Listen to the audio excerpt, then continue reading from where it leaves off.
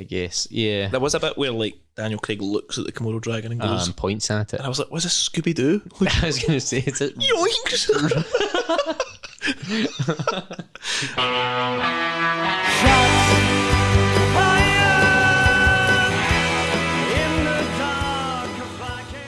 Hello and welcome to the For Your Ears Only podcast. Today we are going all the way back to 2012, the year where everything was happening. Everything. Movies, Olympics, the world was ending, according yes. to the Mayans. And we are revisiting Daniel Craig's third movie outing. We are on episode 0023, yes, Skyfall, directed by Mr. Sam Mendes. Sir Sam, yes. 2020, year of many things happening. 2012. Why do I keep doing that? I've done that so many times before. 2012, the world didn't end. No. But we or were. did it? The Hadron Collider? Was that 2012? Yes. This isn't real. Yeah, this is the simulation. Turn off the podcast. Get under the cupboards. Yes, so we are going to go through what a lot of people will say is Daniel Craig's best movie. What a lot of people say is the best James Bond movie. And we are here to discuss that, and you will learn nothing by the end. But before we go into it, just to get around to the boring things, please obviously like the episode and subscribe and all that good stuff with that. Appeal over.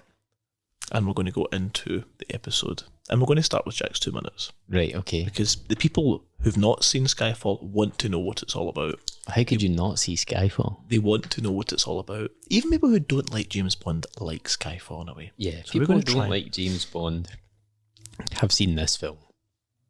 Yeah, but I would yes. say most people have seen this. Yes, They should have if they're any patriots. Of who? Okay. Enough stalling. Oh. So we are going to go through, and for anyone who's never been here before, my name's Derek and this is Jack. Hello. And we do this on a, I'm going to say weekly basis. That's a lie. A regular We would be a lot better if we did. A regular basis. And if you have not been before, what Jack is going to go into now is a 2-minute synopsis of the movie that we're going to discuss, which is Skyfall. Jack is ready, prepared. He watched the movie last night. Yes. So there should be no issues here. You're not allowed to look at that clock. I have the clock here. Okay. I will be the time master. Okay. So What year was this film? It's 2020. Only 4 years ago. It clashed with No Time to Die. Yes. And yeah, there was enough stalling. Right, So okay. why don't you just let me know when you're ready? I'm born ready. You are ready? Okay, right. Well, this is Jack Oliver. Skyfall synopsis inside 2 minutes. 3, 2, 1, go. Okay, so the film opens with James Bond and Eve on a mission to recover a stolen hard drive in Turkey. James Bond fights a guy on the train and Eve can't get a clear shot of the guy but shoots Bond instead by accident and he dies apparently. And in the credits roll, he does his fall from the sky, his sky fall, some people might say. So then the opening scene is M feeling very sad, writing the obituary, and she gets hauled in by somebody else in the ministry for basically losing this hard drive that has loads of agents' names and details on it. And she basically gets told that she has to retire. So on her way back to the office, somebody hacks into her computer and blows up her office, sending a message. Bond, not dead, sees this and decides to come back to service to get rid of the threat. And then somehow Bond goes to 1 minute. Shanghai because that's where the guy who shot him, he gets a lead from that. So he goes to Shanghai, sees the guy shoot somebody, kills him without finding out who the employer is, but he's left a calling card, I guess. Goes to a casino, meets a girl who's scared and says, "Can you kill my boss?" Bond says, "Obviously." So she takes him to the boss's island. The boss is this big bad guy who apparently used to be an agent like Bond working for M until M betrayed him and let the Chinese take him. So he's out for revenge. But before he can do anything, Bond captures him, takes him back to London, where he meets M, And they try and work out more of his big plan before M gets taken off. 10. Oh my god. Right, so then there's a fight. Oh no, I can't do it. Okay. You spent a lot of time there on little things. Little things. Yes. Well, unfortunately, you did not make it within 2 minutes. What happens after that? You can finish it. Yeah, the people need to know how this movie ends. So the movie doesn't... People are like, what happens next? Then it's a cliffhanger. You have to wait 4 years. So where did I get to? Oh yeah, so... They bring him back to London. He's in London in a cell. M has to go stand in front of a committee to say why she should still get her job. And this time, the bad guy hacks into the MI6. He escapes. Bond chases him down the London subway. His plan is to kill M. He breaks into the inquiries, tries to shoot M, but Bond's there and stops him. Bond and M then escape, go off-grid to Glencoe in Scotland, but they send secret messages that Silva, the bad guy, can get. Turns up at Bond's home, Skyfall Lodge. They have a big shootout where they end up in a little church where Silva nearly kills M, but Bond gets to him first. And then, because M's got a bullet wound, she dies in Bond's arms, and the film ends there with the death of a well-loved and much appreciated character. But then Voldemort takes over. And then Voldemort takes over the MI6 and Harry Potter 7 starts. The podcast should just be you going into detail about the entire movie. And then he goes, I like how you went, and then he winds up in Shanghai because he traces the guy that shot him somehow. With something. Yeah, I forget the details, but yeah, I know that he was in Shanghai. And that sequence looked great.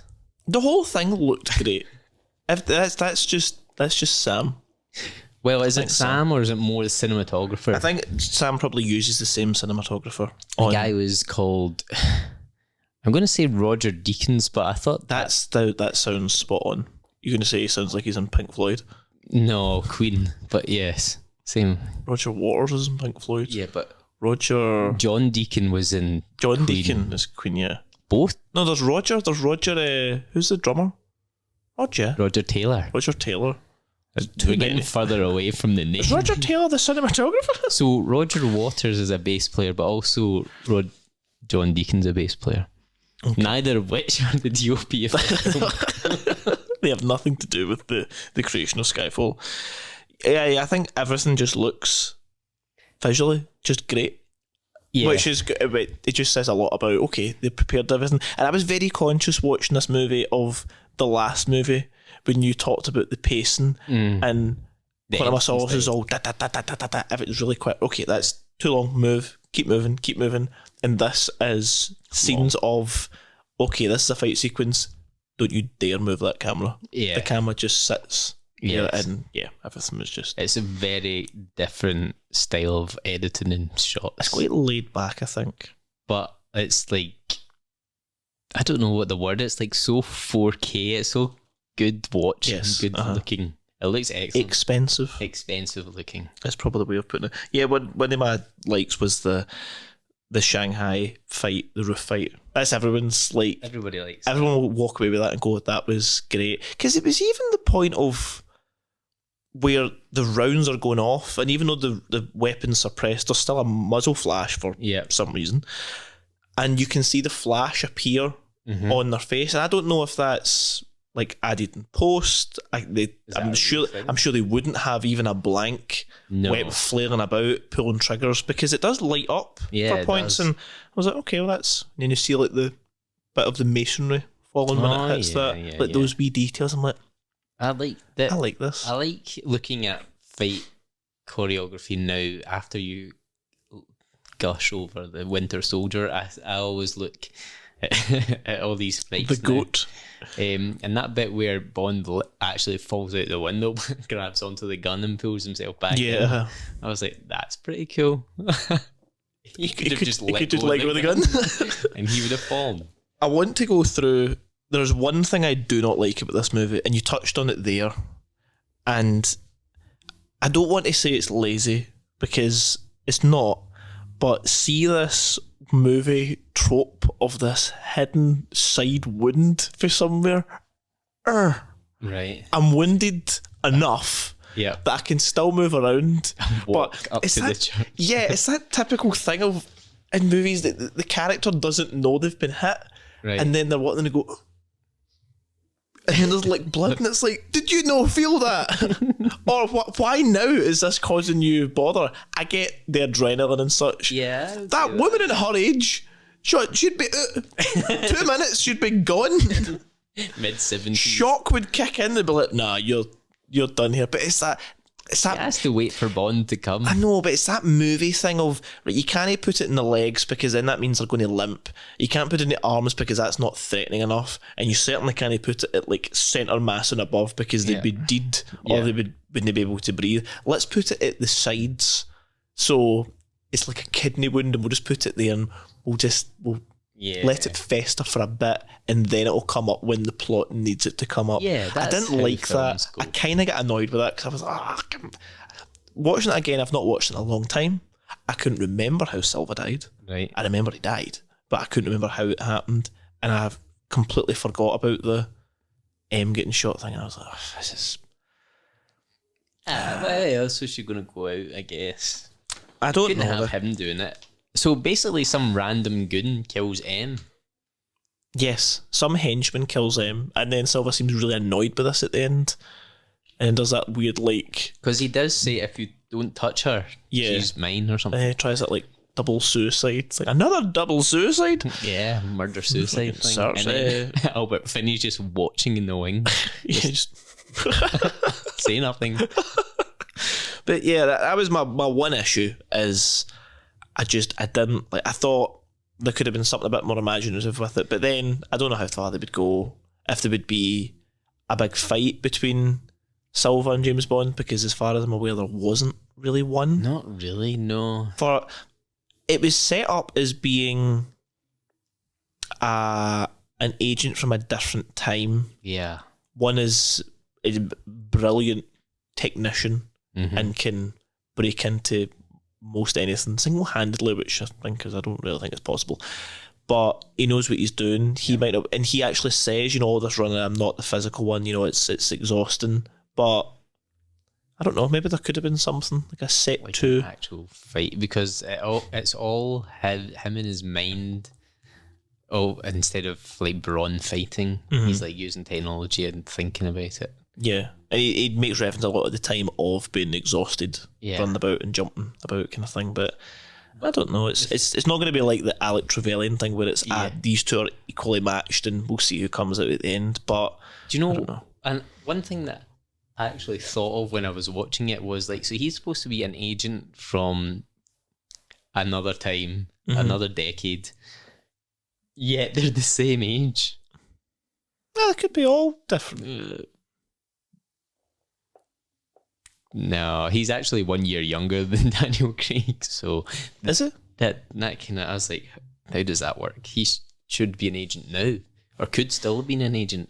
Well, he was in the 80s and 90s. I'm not going to give away the year, but it was the 80s and 90s. Yeah, he was working. He was working in Hong Kong. How old is Daniel Craig? 50?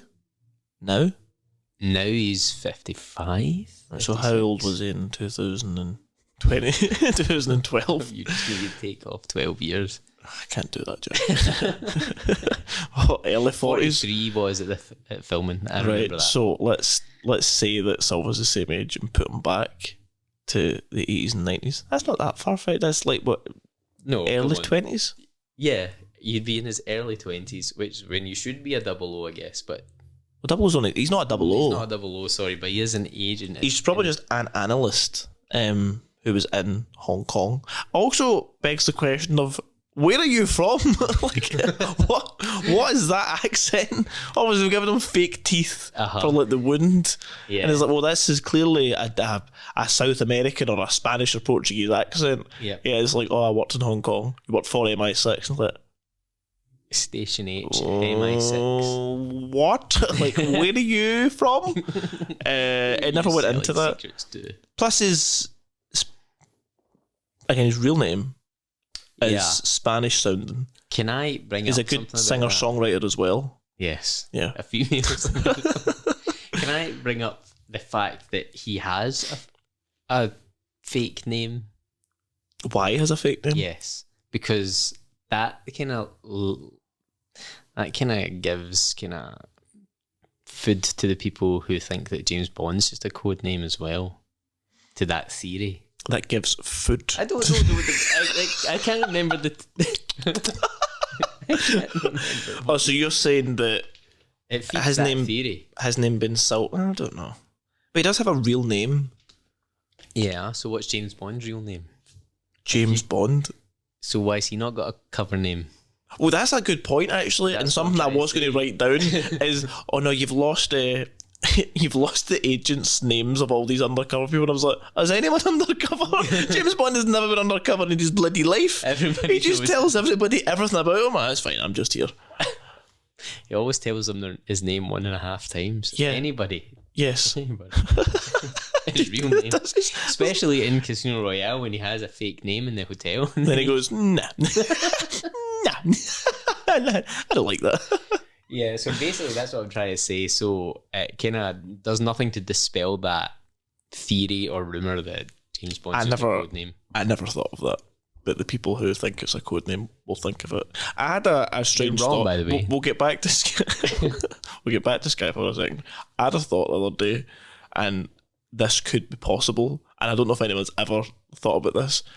I don't think they're going to make any more James Bonds. Today I did a Google search on Bond 26. There's absolutely nothing. I don't know if they will. They would never admit that this is the last. Very much like the movies like Indiana Jones. Like, he will be, as long as that Harrison Ford is alive, they will pump him full of steroids and they will get him up on that stage. They will keep him going. Like Star Wars, they'll always find something or Camel back. Yeah, but they've not said anything, because if they say, oh, by the way, that was the last one, or this is the last one, that MGM's done. Like, all the companies that do it, that's done. Well, MGM's been done so many times over the last 100 years. It's like Lazarus coming back. But which is, I genuinely think that they're like, you know what, we're just going to give it a few years and people will eventually go, okay, that's that. Like, the fans will die out and we'll have no fans. We'll wait for someone to do a reboot, maybe. Yeah. Like, I genuinely think that's what's happening here, because they would, if they had ideas where they were going to say, oh, we're looking for this or we're looking for that, because all this word about, oh, we've found a new actor, oh, they're cast for this new actor, like, you're not doing that. That's just the press that's saying that. There's no official, any time that Barbara Broccoli gets asked, she says we are no further forward in Bond 26. I genuinely do not think, I think they've made, because I think as well, it is a family business. Going right back to the start to now, and Barbara Broccoli might get to a point where she's like, right, well, I'm getting to a point where I don't really want to do this anymore, and if I can't do it, no one's doing it. So there's no children. There is in Michael G. Wilson's side. Yeah, but I honestly would not be surprised if like Jeff buys it. He already owns it, I guess. Maybe that's a controlling thing. But I wouldn't be surprised if we don't hear for like 10 years. I would not be the least bit surprised. And people will be like, remember James Bond? Mind that podcast? They should bring up, man. They're still doing it. Welcome, children. Still trying to do the 2 minutes. Just forgetting what movie we've done. Is it that? Skyfall for 2020. Space laser. But yeah, anyway, that's a depressing thought. It might not happen, and everybody prepare yourself for that. So, but how can you? It will be Aaron Taylor-Johnson. I don't know, it would be nothing. Anyway, on that depressing note, why don't we do question one? Okay, but MGM. Yeah. the reason that there's 4 years between this film and the last film is because MGM once again went bankrupt. And there was a writer's strike at the same time. Another writer's strike? Yeah. Another one? But they were determined to have it out in the 50th anniversary year. So that's why it was supposed to, 2010, it was supposed to start getting filmed. But they went 2012 was a good year for it. As you said in the last one about the Olympics and James Bond showing up with the Queen. It was just like, in the Dugs. Yeah. That was good. 2012 was a good year. Anyway, question one. Nice and easy one to start with. With the psychologist or psychiatrist, there's a word association test. In the word association test, what was Bond's response to bird? Women. I knew you were going to say something like that. So, is there anything you don't like about it? Any small thing or thing you're not? Honestly, there's very little that I don't like about this film. I think this is the strongest Bond film out of 25. But if there's anything to... What about Hugh Edwards? Yeah, we could. Casino Royale didn't have any convicted paedophiles on it. Or is it convicted? I don't know. I don't think we can just say that. I don't know. No, he's not convicted. I take that back. There's a Doctor Who episode from like 2005 or something that has the same idea. It's like a Hugh Edwards news section, and they've literally pulled it from the iPlayer. They're doing the same thing with Skyfall on Amazon. I hear that they're going to pull that bit aside. I don't really know how they're going to do it, but there's a news report, but then there's bits where it doesn't cut. Well, I knew that in the US release it's CNN instead of BBC. So CNN is in this. But they go back to a CNN guy. Oh, do they rather than BBC? All right. They could put that in instead. It's a weird headache to have, like a movie for years ago and go, shit, when you go and revisit that. Bad people. Christ, Jimmy Savile's not a bit when you go and delete that bit. The whole film makes no sense. It's a strange thing to then like be an editor, but you want me to go and edit Skyfall? Also, in that same vein, actually, Sam Mendes wanted Kevin Spacey to play Silva. That would have been... Kevin Spacey's on some weird comeback now. He is on a comeback. He's on that... There's a lot of people who were... I don't like the word cancelled. I don't really understand what it means, but a lot of people who just disappeared off the face of the earth and then have started to come back now. I don't think Hugh Edwards was going to be one of them. No. I don't think we can see him returning to Skyfall or the news desk. No, definitely not the news desk. He's got his millions of payout. Yeah, he's quite out with that. There was something in terms of like editing that I picked up on. A weird thing is see what's the woman's name in the casino? Severin. I was like Saffron. She's sexy. Yes. In Severin's scene in the casino, I don't know why it's necessary for her character to have a cigarette. I don't know why that was chosen, because that is a continuity supervisor's actual nightmare. Because there's so many people, she sits at the bar, she has the cigarette there, right, and then they have a dialogue back and forth, and there's different cameras moving. And I was like, you can't, if you have to do another take, you have to go from the start, because this is smouldering away and going down and you can't just have like, and it's there and then the next clip is back up here again. I was like, that's right. A pain in the arse. But then I don't know if it was that for the character. There's not really many. Something happened there. Something chair broke. There's not really many. I think it's modern movies where he's like with smoking. I think you're right, but he's like a Far East kind of supposed to be the dragon lady and all. Maybe it's Brandon. Smoke. Yeah, it was just a wee bit. I was like, oh, okay, that's quite interesting. She's a good character, but that's a blooper. Actually, an actual full-on, not a blooper, but a dialogue mistake. And he says something about a woman in a backless dress with a beretta strapped to her leg. She's not wearing a backless dress. She's wearing a sheer dress with clearly got a back on it. You sound very angry at this. No, but a blooper. Not a blooper. It's actually in the film. He says a woman in a backless dress. I was like, no, I can see from this camera angle from her behind that she has not got a backless dress on. You think he just made that up? He just improvised? He would... Did you know? Neil and Purvis. I've written that wrong. Maybe this was Daniel going back to his dress. Quantum of Solace improvisation days. Yeah, it just reminded me of the tailoring, how that was an obvious error in Casino Royale. The switch of random. Yeah, I obviously didn't notice that until I watched it last night, and I was like, backless? I don't think that's what are you talking about, Daniel? Took me out the scene. One of the ruined. Get the fashion right. Something that I noted when I was watching it, and I was starting to take like wee notes and things about what I was watching.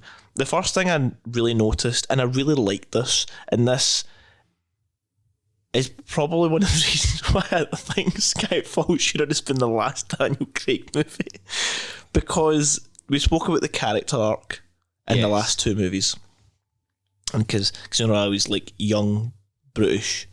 Quantum of Solace is kind of the same. Mm-hmm. He's just this like guy roaming about the place who can kill anyone apparently, and is kind of out of control at points. Yeah, in this movie, he's very, especially the opening sequence, I'd say is specific. He's very precise in everything that happens. Mm-hmm. So small details about like kind of checking under the laptop, like waiting to try and save the other agent whose name I forgot. And then the chasing after the guy on the bike, he's not jumping about the place and being reckless. He's very, very precise with that. Then you've got Eve, or Moneypenny at the time, who is the opposite, who's very, very young, who is doing things not stupidly, but really rash, driving about recklessly. There's bits of, at the start where she's been really erratic and he's calm and smooth moving things and almost giving commands and saying, right, do this, and then the bit where he takes the wheel and moves over.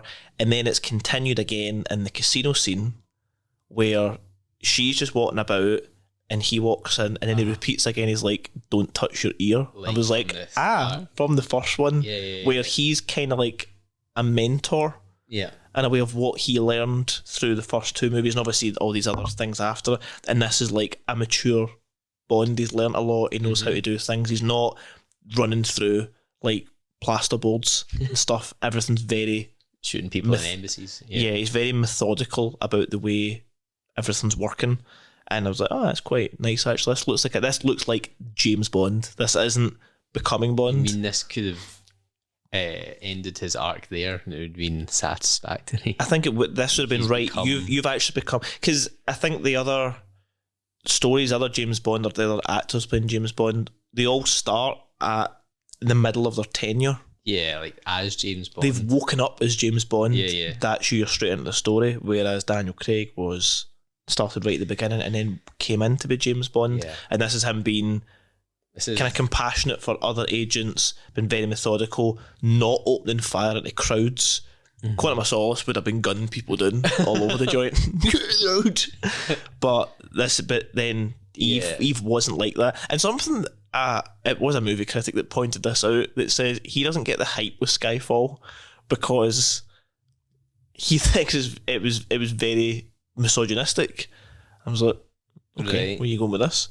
And he says that Eve missed the shot at the start, or missed hitting the assailant and actually shot James Bond. So as a punishment, they demoted her to like a secretary. Right. I was like, oh, okay, this was a bit tense in the way you look at it. Their version of it would be she shot an agent of theirs, so she had to be taken out of the field and put. I don't think it was a punishment. I think it was she was taken off the field because she did shoot an agent. But at the same time, on the subject of being rash, M was rash throughout the start of this. And you kind of get with Silver's like, oh no, you abandoned me, you kind of handed me over kind of thing. And you're like, oh, actually, yeah. She did take the shot. Or it could be, is there another way of getting it? Well, no. Well, okay, why don't you wait? Because they're clearly both on the train, they've done well so far. Or here's another thing, that's a semi-automatic rifle. You can shoot more than once. That's one thing I did think of. You can shoot more than once. We're back to Die Another Day. That's Die or two. That's exactly how I was thinking about it. Yeah, you're right. I like the themes of this. This goes back to the theme of the film. It's like old versus new, young Q in the technology versus old Bond in the field with a gun, old M versus a new M, countries where the enemies now it's in their shadows. It's all this back and forth and how the new ways are the best and it's the old ways are the best, and that's the way that they actually kill the bad guy in the end, the old way being the knife, and that's how he dies. I didn't get that till last night when I watched it as well. It's all very English essay, isn't it? Well, that's exactly what I was going to say. This film should be taught in either film school or some sort of degree, or at some level. This film, some degree accounting, some sort of script writing, maybe storytelling. This film should be studied as a good example of that kind of themes and imagery and all that kind of thing, because it's so simple and it's hammered again into like every scene, old dog, new tricks.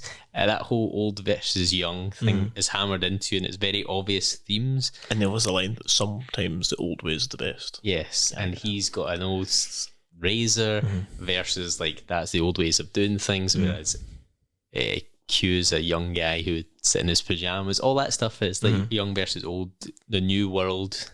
The obvious imagery of that is the museum where they watched the picture, the most famous Turner photo, which is the old warship being taken out of decommissioned, and they're talking about it, and they actually full on basically tell you they just say the film's about. But then also you've got the cars. You get new cars which are probably faster and more technologically advanced, but that's the downfall, is they're more technological, they can be tracked. You need to go back to old cars, but not just any old car. The old car.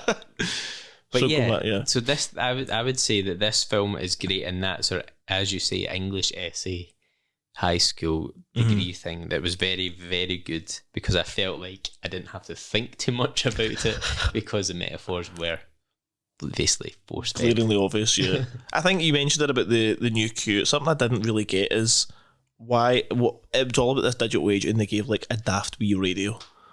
Here's a wee radio and a gun. That's like, right, this is purely for the plot to say from Q Branch, a radio. Like, like the old ways. The old ways are the best. Could just use your phone.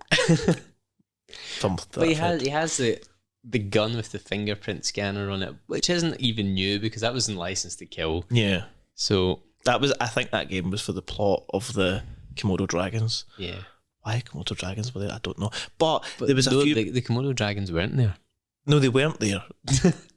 Like a lot of things. But that kind of brings me on to a bit of the likes. In fact, before I go on to the likes, right? You mentioned about the old and the new. Is it true they were looking for Sean Connery to play Kincaid? Yes, that was at the very, very like first draft. They were like, wouldn't it be cool if we had the old first James Bond come in to save the day, basically? That would have been great. Like sitting in his house in Scotland. Yes. Why did it not happen? Or was there? Because that would have taken you out of the film, I think. I don't think it would. But it would also, again, lead into the theory that James Bond is just a code name and there's multiple James Bonds. I don't know. I think it would... Do you know what it would have been like? It would have been, if no one knew, it would have been Captain America lifting Thor's hammer, like, oh my god, there's Sean Connery. It would actually probably have broken the internet. Yeah. But nah, I'm glad that he didn't do it. I'm glad he didn't do it because no, James Bond. we can't mess with the timelines. James Bond, we can't. Okay, Loki. What was I going to say before that? Yeah, the things about the Komodo dragons. And there was actually a lot of wee bits of, we spoke about throwbacks. Yeah. Is not just the Komodo dragon was the first movie in really quite a long time that there was any animals that were used to attack henchmen. It wasn't belonging to, you know, it didn't belong to like villains. So nothing Daniel Craig, Pierce Brosnan. There was no animals that were, you know, attacking people. Timothy Dalton, no animals. Roger Moore, yes. Octopussy. Crocodiles. The tiger as well. The elephant. The full zoo. It's a whole chunk of one. No, I mean, like piranhas, for example. Yeah, Piranhas is a big thing. Sean. The crocodiles, and I noticed that the wee jump on the Komodo, I thought that was like a nod to like, the crocodile okay, I never gag of thought like about jumping that. over it and climbing up. Good, that's cool. There was a whole thing on, we spoke about Corridor Crew in the last episode where they Yes. were discussing like if Daniel Craig had gloves on. I was going to that's just- bring that up. I just don't think that's true. But, right, so the theory is that he went on a day off to buy and bought gloves and thought this would be good for the scene. And then it wasn't until they were editing it that they said, well, why would he have gloves on? He couldn't work his gun. So rather than reshoot it, they thought, well, we'll paint out the gloves and just repaint in hands with visual effects. I just don't think that's true. But so many publications, like reputable publications, have ran with that story. Like Esquire, the BBC, all these people, Yahoo News, I've seen it on. But then we watched Corridor Crew and they basically say no. Because it would... There's so much effort. A lot of effort. I can't imagine any people on set are like, why is he wearing gloves? Why is he in the casino wearing gloves? Yeah, why would you wear your tuxedo and gloves? Yeah, I think that's a fake news. yes, I Fake don't news. think that's... But the think that's Komodo true. dragons were CGI. They're pretty good though. I think they were always going to be CGI, so they knew that they were... And Gonna be Sam in there. Mendes said that he would never work with CGI animals again because it was such hard work. Was it? I suppose they were very much in the dark, Yeah. so they were kind of hidden away. I'm never... Don't work with kids, animals, or fake animals. CG kids are animals. Animals that aren't there. Oh. Because I don't know, surely it was like a tennis ball and a stick or something. They don't really interact with anyone other than grabbing the guy's leg, and all the guy has to do is go, oh. He jumps on top of its back, I guess. Yeah. There was a bit where like Daniel Craig looks at the Komodo dragon and goes, Points at it. and I was like, was this Scooby-Doo? I was going to say, it's it. Yoinks! I was like, oh, this is a bit... Is a Roger back? the eyebrow comes back. Yeah. Why don't we do question 2? Question 2, you had a good question, but you know, I'm going to swap my hard question for your hard question, which I've completely forgotten. In what years was Silva posted at Station X, not X, Station H? Yeah. Yes, what was the years? You don't need to answer with the 19. You don't need to answer at all. I don't know what you're answering. Nobody's going to answer. I will not answer you. Albert Finney, sorry, I had this fact about him that I forgot to say. That Who's Albert Finney? Kincaid. Oh, is that Kincaid? Oh, that's the actor's name? Yes, Yeah, okay. So Kincaid. Sean Connery. Yeah, Sean Connery. On that note, that back in 1967, Saltzman, the producer, said that the only man that could keep up with Sean Connery would be Albert Finney. At the time, he said like that would be All right. Those Could two keep up with them. as in these two actors are the best. Okay. Sean Connery and Albert Finney. And then fast forward all these years, He's finally getting his shot. and he's taken Sean's role. What was Albert Finney on? I I don't know what else he's ever been in. don't reckon. The name I do recognise, but I don't recognise any movie I've ever seen him in, or obviously he I don't looks. think he's been in any major films. Yeah, I think he was in there for comic relief. That was probably the funniest parts of Yeah. this movie. Again, it was kind of like with the Pierce Brosnan side. It wasn't like funny, haha. It was Yeah. just, you know, we nods here. You know, the joke about the dog, paperweight. Thing, Yeah, the paperweight. the ornament. The joke about that, and then when you get Kincaid, and he's like, "Oh, your jumped up little shit. And And then, this is M. Oh, hello, Emma. Like, Yeah, but couldn't you make up a name for her rather than, this woman is a letter? yeah, and then he's like, what did you do for a job? That kind of thing. Well, the one that everyone does a welcome to Scotland. Yeah. Albert Finney's not Scottish, but Is he not? No, he's English. We'll kind of drop that.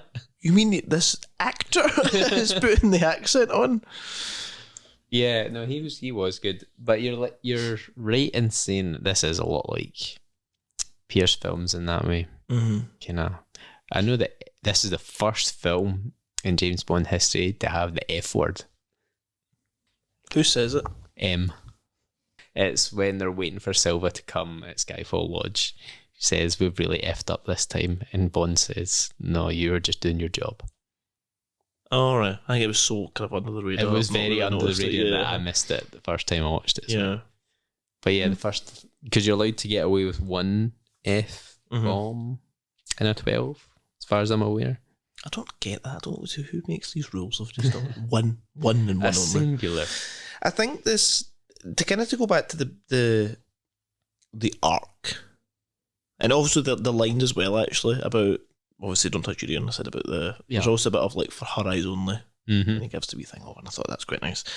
Near the end of the movie, it does start to set it back up as though it's kind of going back to like the Sean Connery days or the older days where you have a new M, a male M, come back into it, and he's like, all right, he's not just this bureaucrat. Yeah. He is actually very experienced in what he does. Yeah. And then you've got Eve, who introduced herself as Moneypenny. Yeah. You've got the new office. Yeah. Been Which is the built old back together. You get the kind of music coming on, and that's him ready to go back out again. Yeah. And as far as I'm aware, is the first Daniel Craig movie to say James Bond will return. Is it? It says right at the end. It does say right at the end. It says James Bond will return. It didn't say it in Casino Royale. Or maybe it does right after the credits. I turned it off at that point. Yeah. It doesn't say Quantum of Solace because they didn't know those writers. And Spectre and No Time to Die. I don't really want to watch them right now, so I don't know if it's at them. But it doesn't say James Bond will return. Right. I thought, okay, this is like... But that is good because it's kind of like, it is basically a modernization of like Dr. No or something, that classic scene where he's getting a mission in an old wooden office. That is it, the wooden office with the padded door. Yeah, all that stuff. There was a gun barrel sequence at the end of this movie. This is the last time they have it at the end. Because there's nothing at the beginning. The beginning is just straight into the beginning is that nice scene of him and again as a blurred silhouette, just like walking up the hallway and in the light, very Dracula. And then the music cue. I was like, I remember watching that for the first time, and just smile came on me. I was like, yes, where's he going? Back. What's he doing? I think when you mentioned about the old and the new, a bit that I didn't really get, and I thought was kind of like, it's just thrown in here, is what's his name? Not Q. Yeah, Q. Ben Wishaw, isn't it? Yeah, sends he says, only 7 people in the world know about this program thing, and he's like, can you break it? And he's like, I invented it. All right, okay, well, you're one of a handful of people there. Right. And he's like, this is a program in here. Oh no, it's security through obscurity, but we're not going to do this. And then this old bastard sits and goes, go in on that. And I'm like, you're not helping here. There is nothing you can contribute at this stage. You'd be like, James, let's sit this one out. This doesn't take 5 minutes to solve. We've got a room of people who know this inside out. We get the guy who invented it, and you just go, what's that? And then they go, oh, thanks, James, that helps us. No, absolutely. You can't say it on the old and the new. And he steps in and goes, I think I know what that is. That's a tube station. It's like, first of all, to have that knowledge again goes back to the Roger days of knowing everything. Yeah. Secondly, whilst you were thinking, some of these guys have just went onto their phone and went, I know everything about this station now. I found it. That's another thing as well. Why there's an empty train. I thought that was just kind of attacks him. I thought that attacks him. I thought that whole bit was kind of Like afterwards, I thought, what was the point of that? Like, why did Silva knows he's going to blow a hole to them? Yes, I think you have to suspend your beliefs at that point in the plot, because he's like apparently planned all this, but he's planned it to like such a fine detail that he knows exactly when Bond will be there, when to set off that charge, and when that subway is going to crash through. They said it like, oh, he's planned this for years, and I was like, yet, an armed man walked through London of all the cities in the world, to, I'm assuming it's Whitehall, and tries to shoot an old woman and fails. Yes. He feels James Bond isn't even there at that point. Yeah, he just appears. But Mallory's there and Eve's there. And he gets shot. Years of planning to like, oh, I need to find a way of breaking into MI6, one of the most secure networks in the world, and I need to set off this chain of events, but I need to get captured first. Before I do that, I have to get their attention. But then it comes to the point when I have to shoot this person, and I can't do it. And I miss. But also, he was just not very good. Yeah, if he really wanted... He couldn't have planned that inquiry, by the way. In his years of planning, he would not have known there would have been an inquiry that he could... On that day. On that day, that he could get out of the subway, have a car waiting for him in full uniform with 3 guns, and then go shoot up this inquiry. Maybe he just planned to get away and go somewhere, but I didn't. I thought the execution was wrong. The pun is intended there. Classic Derek. One of the things I thought this movie was lacking, which is ironic since it's a good movie, is the Bond moments. I thought there was cinematic moments, much in the same way as, see, when he's running through the streets really slowly, and to get to him, it's got the song over the top of it, which is named after the poet. I can't remember the name. Tennyson. The song's called Tennyson.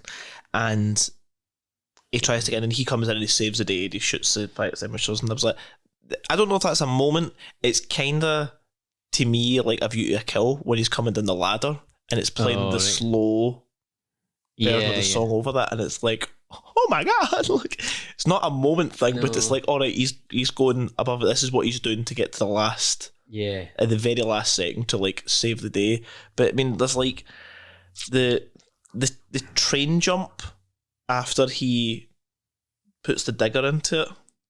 Yes, and he jumps into the carriage and he fixes his cuff. That's a Bond moment, I guess. You've got the music cue as well that tells you this is a Bond moment. Yes, but there was other bits I was just guess like, then he takes off the cover, the tarp over the DB5, and then the big music cue. Yeah, and every man gets an erection because the DB5 is back. Because I smiled at that, and every time I see it, I can't help but have an uncontrollable he drove giddiness. That car has clearly not been serviced in a long time, and he drove from London to Glencoe. Well, our mutual friend David wanted me to bring that up. He said, because he tours a lot, he knows the distances, and he was like, how is he getting from Whitehall to Glencoe in less than a day? Because he starts at night, like dead in the middle of the night, and then gets there by early morning. The dew on the grass is still there, the fog, and that's like a 9-hour journey without stops. Maybe in a modern car. Maybe it was a whole night. In a modern car. So what you're saying is this septuagenarian has sat in that car for at least 9-10 hours. Straight, no toilet breaks, no sleep, no food. Maybe there was toilet breaks. No, that doesn't. The Sky, no. Plus, this is a throwback car. It's got the ejector seat. Is it going to work to get all the way there? A 60-year-old car. I don't know. It's going to break down the M8 or something. Oh no, we have to phone somebody. Hello, Silva. Can you come pick us up in the helicopter? Yeah, I think we're just meant to accept that the car is flawless in every way, and it'll get there. Even apart from M, even says this is uncomfortable or whatever she says, and then he's ready to get the ejector seat, and that would solve all his problems. Yeah. Woo! Bye.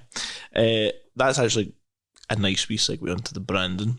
Obviously, we've got Aston Martin coming back. Ashton. There was quite a lot in this. There was the Audis at the start.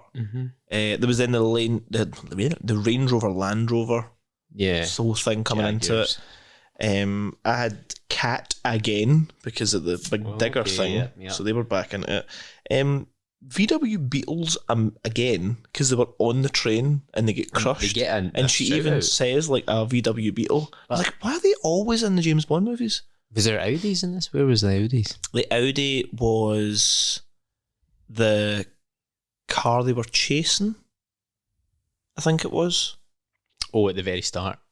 Yes, because I think she says black Audis or something like that. Yeah. Oh yeah, I was going to say because Audi and VW, they're different companies, aren't they? Yeah, but there's always a VW Beetle or some white Beetle in some way. That even goes back to like the Sean movies. That always seems to be lingering in there at some point. It's the Nazis, I tell you. We got Jaguar. Jaguar Land Rover, yep. Got Heineken. This was their big driver with Heineken. Because Bonds drinks it, Tanner drinks it, and like, show the label. CNN, as we spoke about already. Vio laptops were back. Didn't even know they were sold at that point. And then Macallan whiskey. Is it Macallan obviously got a big thing with this because or Macallan. Yeah. But I need another Easter egg is they have a 1962 Macallan, 50 years. Dr. No 62. 50 years. Was that intentional? That was it. You said the last time there was a big Coke advert for Skyfall. There was some big branding thing. There was a TV advert. I think it was in Germany for Skyfall. It was absolutely amazing advert. It's one of these in real life. The camera just follows like people in real life. In a train station in Germany somewhere. They have a big Coke dispenser machine, and the guy goes up to it, and you see over the shoulder it says, "Do you accept your mission? You could win tickets to see Skyfall or something." And he clicks accept. No.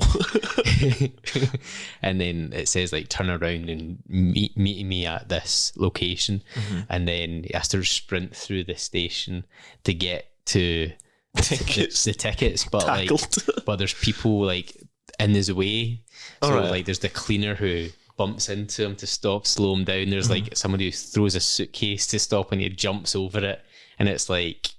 It kind of reminds me of Road to a Million. You've got all these different people trying to get to the tickets, and then there's like kids jumping out the way and all that kind of stuff, and these people just pushing them to try and get to these tickets. And then right at the end of the advert, he like slams the button and wins the tickets. All right. And there's like all these people cheering and stuff. It's actually such a cool advert. All right. I've not seen that. I'll be watching that later on. Yes. But yeah, I thought the branding was all right. As with the other kind of movies, they're just kind of subtle. Maybe it's more famous, I guess, in No Time to Die that they use Coca-Cola on the tracks to like make the tires sticky. Or they put it on the roads to make the roads sticky. But they did it this film in the opening scene in Turkey as well. On the roads? Yeah, with the Audi and the motorbike and stuff. That's a lot. Why just go somewhere that doesn't have like pebble stones? They were originally supposed to shoot that scene in India, but one, they couldn't get the Indian government to shut down the trains for like 8 hours. Oh yeah. And two, they said that it would make India look bad. Why? Because the trains are like overcrowded with people hanging on the outside of them. People know that. Like, people are going to look at it and go, "Arr!" I've never been to Japan. I know what Japan like trains look like. I know they're quite cramped. Cramped. Quite. Yeah. Extreme. It's not like no one's ever... But I've seen journal videos of it. Like, it's not like I'm never going there. Have you seen the state of the trains? No. The dog, the sort of dog thing that survives. Buy now on 007 store. Yeah, you can actually buy it for £300. Is it? It's probably. Did you check it? No, I didn't. But that's a real thing. Like, so the prop master bought that in a second-hand shop and thought this would be good for the scene. Royal Dalton, I think, is the company that makes it. And obviously after this film came out, they had such a big resurgence and they had to start making it again after all this time, and sold out for years and months because of this film. Porcelain Doug. But also, you just seen Tinker Tailor Soldier Spy? Yes. Which one? The New one? the one with all the major actors in right. it, like John Hurt and all Yeah. that. So John Hurt's he plays the head of MI6 or something in that. He's got 2 of them on his desk. If you watch it, but you put this up. Why does it have 2? I don't know. Maybe to outdo M. I have 2 of them. But- I'm not dead. But I think it's just it's a little nod to the fact that these were real, like, wartime dogs that people actually had. So they have that in that film too. It's quite cool. A wee nod. A little nod. Even that film came out a year before Skyfall. Oh, was it? I was actually trying to think there about what year that 2011, came I out. think it was. So that was. So this wasn't a dig at Skyfall. This was a. No. Or maybe heard. Who owned, or whose house was it that M's house is a real person's house? Who? Is it? This is going to be a celebrity. An Easter egg. Right. A James Bond related Easter egg. Is it an actor? No. Is it a sports person? No. To do with James Bond? To do with James Bond? Have they been in James Bond movies? No. No. But their work has. Their work has? What do you mean their work has? Big Tatch Dodger. No. Yeah, that's John Barry's house that he used to double for M's house. Which is pretty cool. John Barry's not alive anymore, Jack. Who owns the house? His ghost. Okay. No, you're right, he's in like he's in like Jamaica or something. Yeah, he's not actually dead. Alright, so that was his house? That was his house. That's quite nice. That I like that. also, this got me into I quite liked English, but this got me really into English with the poem and stuff. I was like, oh, you know what, I'm going to go buy that book and read all the poems.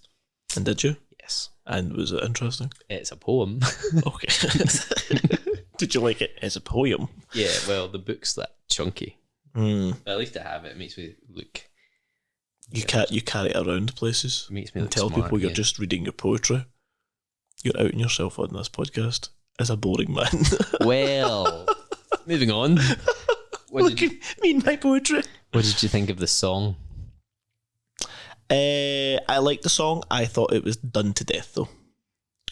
What do you mean? I think one of the issues with really, really big artists doing a song, and I would say it's pretty much the case with Adele, Sam Smith, and Billie Eilish, Yeah. is because they're so big, they will get radio plays hundreds of times a day on multiple stations. Yeah. The song is so saturated. It is a great song. Yes. It's very well performed. It's the same chord sequence as the other 2 songs that came before it. Yeah. And it's nice and it's grand, yada, yada, yada. But Chris Cornell's song was not played on the radio all the time. Nah. Jack White and Alicia Keys certainly was not played on the radio all the time. No. Going back to that Madonna song, I don't even think Madonna's song was played on the radio all the time. I don't remember it getting overplayed at that point, which is mad since it's Madonna, but this isn't a Madonna single. This is a single as part of something. And then going back to like Garbage, Sheryl Crow, Tina Turner, I don't think those songs got big play, but these ones nowadays were... Before the movie came out, I was sick of this song.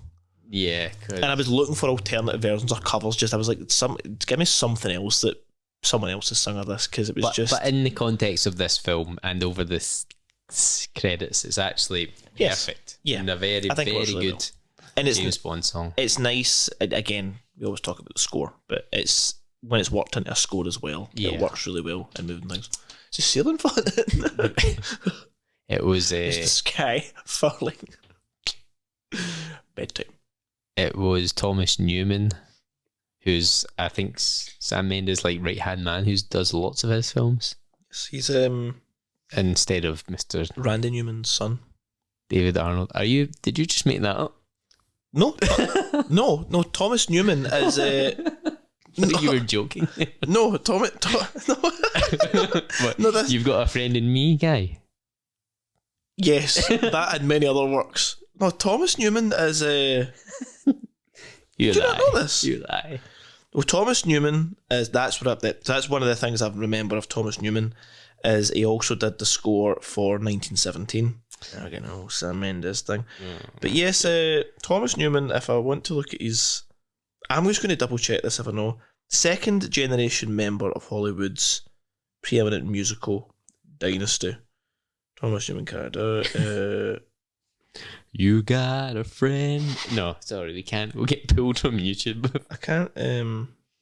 It says second generation member of Hollywood's musical dynasty. It must be. His Wikipedia page would list his mum and dad, wouldn't it?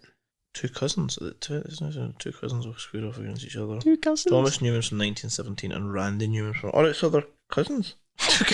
Like Tom Jones. Oh, so they're cousins. That makes even less sense. How can he be? Oh, his father was notable film composer Alfred Newman. Right. Okay, so Alfred Newman. So the Newman brothers, cousins, family. Right. That doesn't make any sense. I'd expect father, son, or brothers, but yeah, cousins. What's the cousin doing? Oh, they're doing the exact same thing you are. Oh, right, okay. Cousin. Anyway. Actually, question 3, and then I have a trick question, and then I hope you're going to delight us with some unknown fact. I hope you've got one squared away. The hard question is... In fact, no, I'm going to take your hard question. What was not the registration plate one, because that one's impossible. There was one... Okay. What was the other ones? Just give me the topic. Maiden name. Oh, yes, that's... You can say the question. No, it's your job. Okay, right. What is James Bond's mother's maiden name? Yeah, it shows you on the grave. That's a pretty hard question. But I do also have a trick question, and you don't even know this one, Jack. Right, okay, hit me. So, and this is a bit of a loser question. Not quite as loser as the registration plates, but it's up there. So at the start, after the bombing, they report that 6 died in the MI6 bombing, along with numerous injured. Yeah. How many coffins was M standing in front of? Oh. Now, one would assume. One would assume it would be 6. Oh, but is it? That's the question, Jack. And I counted. Twice. Nerd. Yes, no, I did count because I thought, if that adds up, that's the same thing. And I was like, wait a minute. More people have died. People have died of I'm going to wounds. say 8. I'm not telling you the answer. Oh, it's right. Okay. It's a trick question. So if it's a trick question, it must be 6. Nah, maybe it is.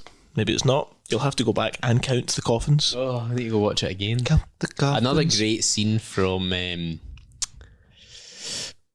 Roger Waters. What's his name again?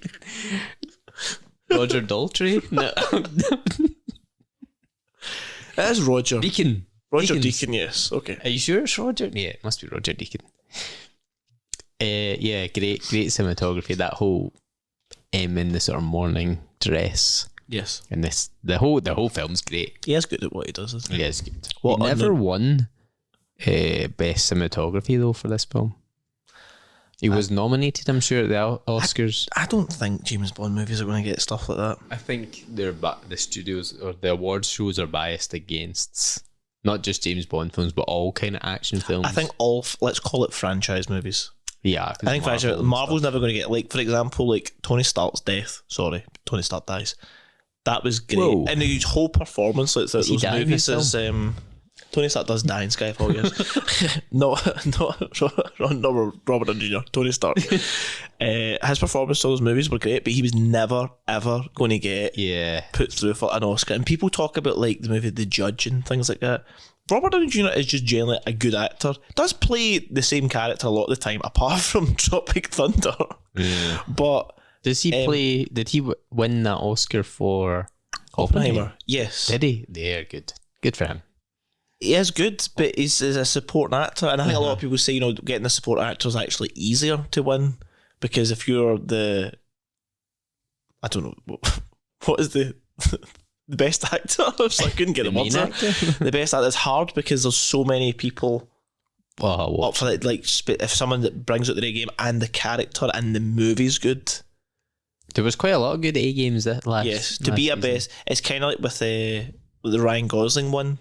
and people said, "Oh, why is Ryan Gosling nominated for Best Supporting Actor when Margot Robbie wasn't nominated for Best Actor?" And that's right. I can't remember the director's name. She wasn't nominated for. No, that's the she wasn't nominated for Gerwig. Greta Gerwig, yeah. She wasn't nominated for the Best Director. That's and it's like, but yeah. Because they're women. We get, yeah, that was the argument I said on there, but just getting this because women were like, no. You were going up against Oppenheimer. You were going up against Christopher Nolan and Cillian Murphy, who's been in everything. I was like, and I get they were saying, no, there's not still a nomination. It's like, there was a lot of movies that came out, a lot of people going through like big kind of strong performances. It was. This was a Barbie movie.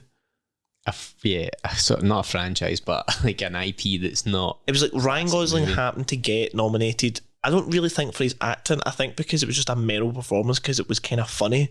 He was never going to win it, but he got nominated out of there because that was just the awards recognising Barbie and saying, like, we know you were good, but you're not going to get it. If you show up and you do your job and you make the movie better, that's fine. If you're remembered and you're not the main actor, people be like, that was a really good performance. Which he was. That he had the song, he did the big song in the Oscars and everything. Yeah. It just it happened to be larger than the character, and Robert Downey Jr. was the same way, where it was just a kind of hateful. At the end, you were like, "Fucking, I hate him." I think a good judge of who wins the award is if my dad realises who the actor actually is, because we sat and watched Oppenheimer and it came up Cillian Murphy, Robert Downey Jr. and I was like, he wasn't in this film.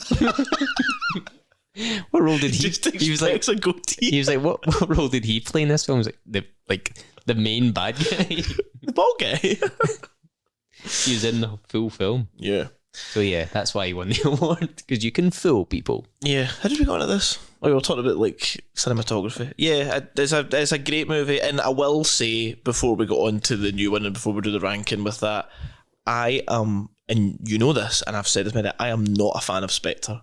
I have watched Spectre once in my life, and I watched it in the cinema, and I left, and I was like, what the biggest pile of pish I've ever seen. What? I was so annoyed with it, and I was like, I can't believe I waited for this.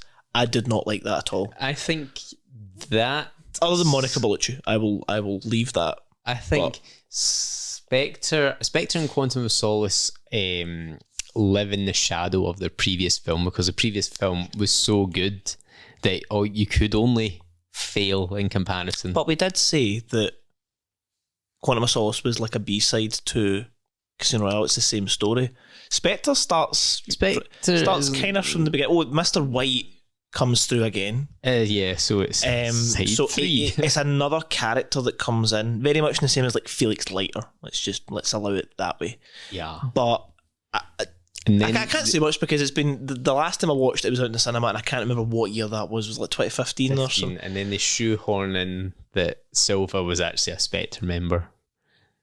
See shit like that. That's actual buzz. That's what I think. But that'll be a whole episode to itself for me to unpack. Yeah, so let's save that for next time. Let's just save that for next time. So why don't we go into the ranking? Oh, I've left the board all the way over there.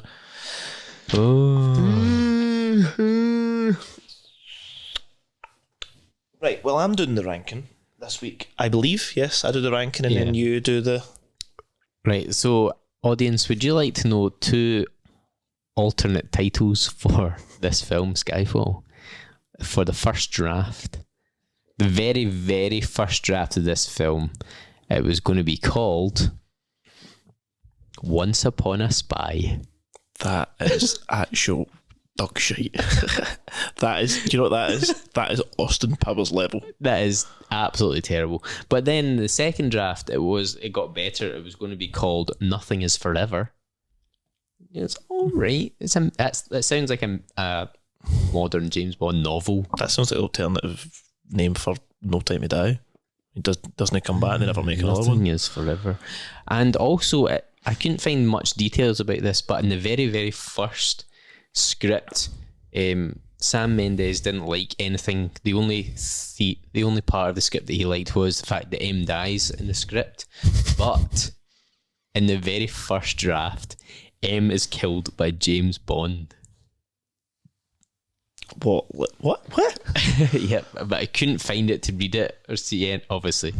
or find any Is this more details. by accident or? It must have been by accident. He wouldn't vengefully kill M. See that right there. I think something like that would have actually been a better ending, where it was just an accident. If there was a Oh no! something How going would on he then. keep his job? He would drown himself. No, but if there in was something alcohol. that I don't know, anything could potentially be better than a stray round hit her in the side and then she bled out over an hour, and then it's like, and then that's it, and it's like, okay. We spoke about it. I can't remember what you were talking about. You felt that this for me is the saddest moment of James Bond I spoke about ever. the death of Mathis. Oh right, you think And I that's said sadder that than the death? I think the death of Mathis is quicker than the death of M, and obviously there's a lot more memories with M. I felt a bit more sorry for Mathis. M knows exactly why she's doing. She knows why. She's obviously done some. She's handed him over. She's thinking doing the right thing, and etc. etc. Yeah. And then a lot of people have died because someone's tried to kill her, and she's obviously holding on to a lot of guilt and a lot of time and all that getting kind of old. stuff. Mathis for me was just a guy who just wanted to kind of help out, wanted to kind of get back in the field, and then found himself in the wrong place at the wrong time, and then was It's kind of not as sad, afraid at but the end. You've not got the weight and the story and the history. No, as I said, it was too quick. Yeah. It was very quick over, but he was again. That guy who played Mathis was a good actor. Yeah, this is the saddest death. Let's not argue about that. M's death is the biggest thing to happen in decades to this series. Not James Bond himself. Not Bond changing because you're supposed to suspend your belief that they're all the same person. But the M dying's the biggest thing. Okay. And it's a good ending. Well, Also- I have ranked. No. No, I'm not have you finished still? here. I'm not finished here. Still don't try and wrap up the people have done enough. No. This is the first James Bond film where the villain wins.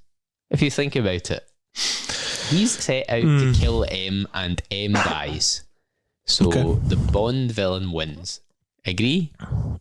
Yes, he has completed his mission. Yes. There you go. He might have died. He was trying to kill himself as well. He might have died in the process, but he does achieve his goal. Yeah. So think on that. That's a depressing thought. Think on your sins, M. That's another thing that I forgot to say.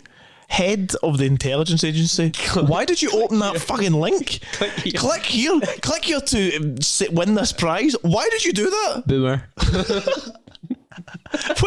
Where does the cybersecurity advisor say, listen, everyone's going to get an email, do not open the links. Don't do this. Click here. Okay, well, I've just clicked this, and this apparently has just released the identity of all these agents to YouTube. I'm like, come on. A leave of absence is what she should have got. A leave of absence. A leave of absence, yeah. No, she should have got like training on modern technology. Cybersecurity training. The head of the intelligence services, right, you need to know not to click on like phishing emails. You can't click on these. That was basically it. We should have knew. Oh, this Ugandan prince has Got all our money now. right, I've wrestled with where this is going to be, and I have a hard time, and I'm never going to be happy with where this has been put, but I'm Okay. you see my dilemma, you see where I am stuck. see I know your dilemma. you're going to move one of the top ones. Right. I know you are, and I kind of know you're going to do it. Right. Just do it. Just get over with. Get over with. But that's I could only place it this week, but that is where I would put it. But depending on my mood, that might change roundabout. Just for people who can't see it because Jack's not showing them the image, is I have put Skyfall second. Second from the top. Not because I think it's second, but I'm wrestling with the idea of Skyfall or Casino Royale. Right. Okay. See, whilst I debate this With who? with myself. Okay. I want you to ponder this. Who is the Bond girl in this film? I don't think there is one. No, there has to be. I would have to say Severin. No, not M. I'd say Severin. You think so? Yes. What about Moneypenny? No. Why? She stays in it longer and does all the same stuff. No. What about M? She's in the film longer. No. I would say the M is the Bond girl in this. Although it depends, what do you class as a Bond girl? What are they Exactly. kinda... What do you? I think it changed with the decades. Because we said with Quantum of Solace, like Kimmy is kind of like the Bond girl, but in the same way as not. The Russian minister disagrees, where that there wasn't really much of a romantic nature with that. But then does it comes down to? Does it come down to romantic nature? Does it come down to that they've both got their own goals and they're working towards something? That they both try to support each other in some way? For me, like an example of it would be like Tomorrow Never Dies, where they both had their own agenda. They both complemented each other and supported each other, but there also was a romantic nature. Yeah, so does there have to be a romantic nature to class yourself as a Bond girl? I think of all movies, that's the majority. Generally. It doesn't have to be that way, because this isn't a typecast, and we're certainly not the ones to decide what qualifies. Why not? Because we're just two wee guys that are just too afraid to say that Barbara Broccoli is making no more movies. Get on with it, Barbs. Say it. I don't know who would be. I think in it's this, if you have to class it as she has to sleep with Bond, then it would be Severin. But if it's female who's a companion of Bond's or with Bond throughout the film and goes on the journey with him, it would have to be M. Maybe that's one of the reasons why this movie is not so typecast, is because you have a mix. What have you done? Have you put Diamonds Are Forever at the top? No. See if you have moved Tomorrow Never Dies. God help me. No, I haven't, but that maybe later. Maybe that's one of the reasons why this movie's not so James Bondy, is because it doesn't have the tropes of what one would probably say is like a femme fatale. Yeah. Kind of thing of dangerous and sexy and all that kind of stuff thrown There's in. only 2 Bond films in the franchise to me that stand alone, as they could be not a James Bond film and work and still get a mass appeal, and it would be this film and the last film. Quantum of Solace. No, the last film. No Time to Die. No Time to Die. No Time to Die is a great love story. Are you high? Which would we'll speak about this, but that could stand alone as just a film, and it would be perfect and still get the same attention and the same love. This film would do the same. If you took out and called him something else, it would still be $1 billion film. Sean Connery.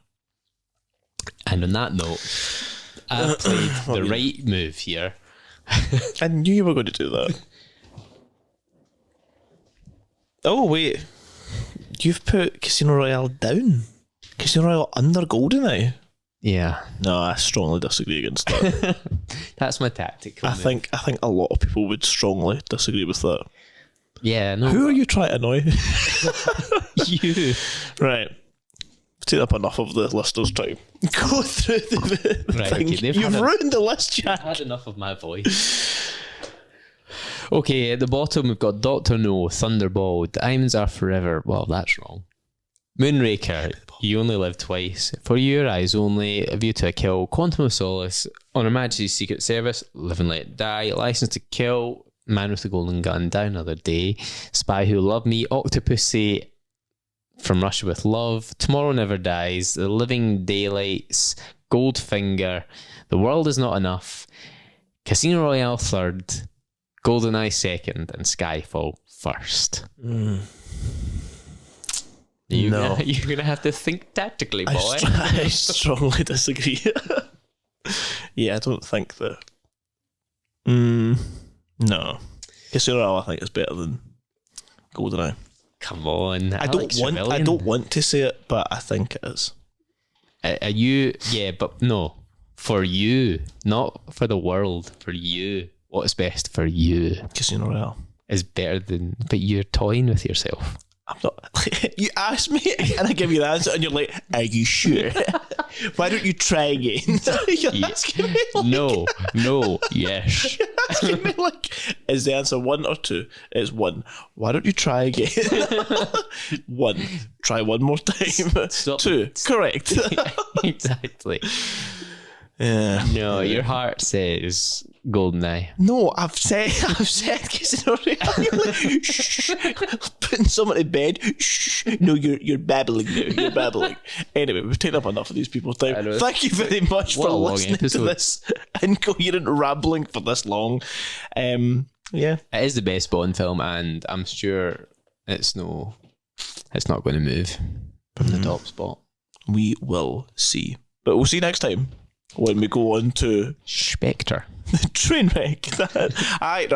I'm going into this with my same opinion, that I don't like it. I dislike the movie. It was probably one of my least favourite movies, and we will see if that changes next time. We'll see what attitude I bring to the table. Maybe. I loved it. Oh, you will not hear that from me. We'll just clip it from this episode. It's AI. Yes. Okay, thanks. Anyway, yes, thank you. Rambled. Okay, Jack, wave at your camera. Wave at my camera. Bye. Bye.